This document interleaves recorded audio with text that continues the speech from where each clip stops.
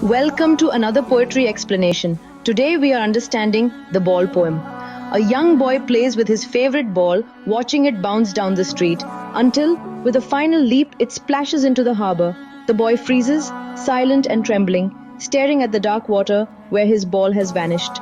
This is the heart of John Berryman's The Ball poem. It's a small, quiet moment, but it holds a much bigger meaning. The poet doesn't rush to comfort the boy or offer a replacement. He knows this is the boy's first real taste of loss, a lesson that can't be bought or explained away.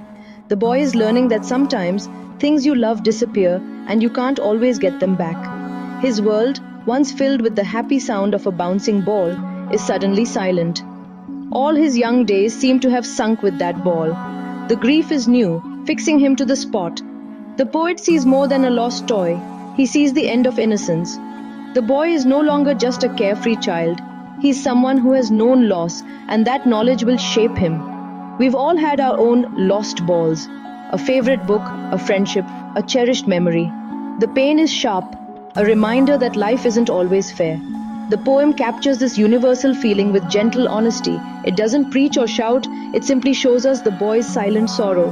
In that silence, we begin to understand the poem's quiet wisdom. Loss is part of growing up. The boy's stillness is something we all recognize, and in that moment we see ourselves.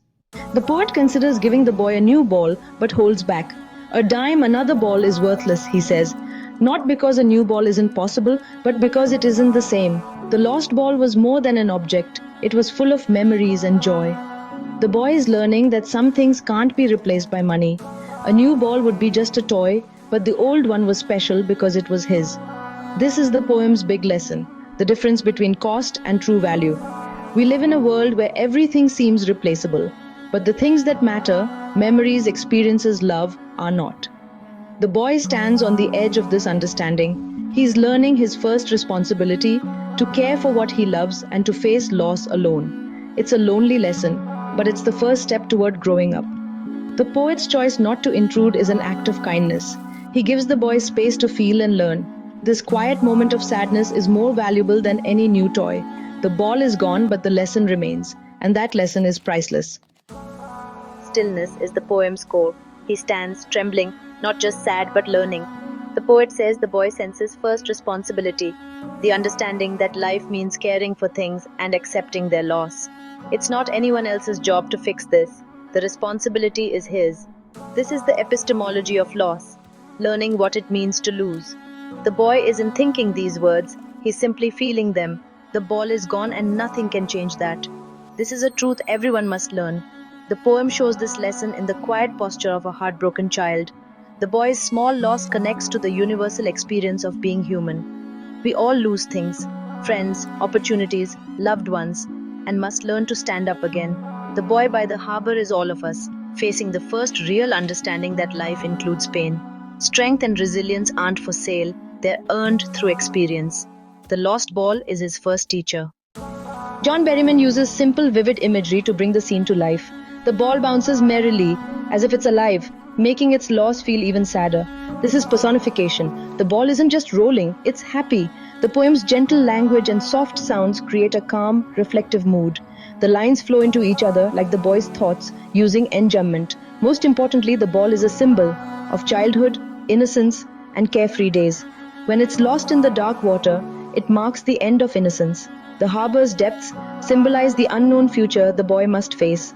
For students, remember, the ball represents lost innocence. Use quotes like, "All his young days into the harbor where his ball went." The poem's tone is gentle, not heavy. It teaches that loss is not an end, but the beginning of deeper understanding. At the end, the poem is about resilience. The boy doesn't run or cry. He stands, trembling but upright. This image is the poem's final powerful message.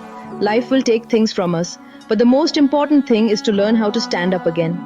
We all have our own lost ball moments, failures, heartbreaks, losses. These moments hurt, but they teach us we're stronger than we think. We learn to carry our memories, not as burdens, but as part of who we are. The poet's silence is crucial. He lets the boy learn for himself. The poem teaches empathy and encourages us to be gentle with ourselves and others. When you read the ball poem, think about the journey from innocence to experience. Think about the courage it takes to accept loss and move forward. The ball is gone, but the boy remains older, wiser, and ready to face the world. And that is the poem's quiet, enduring gift.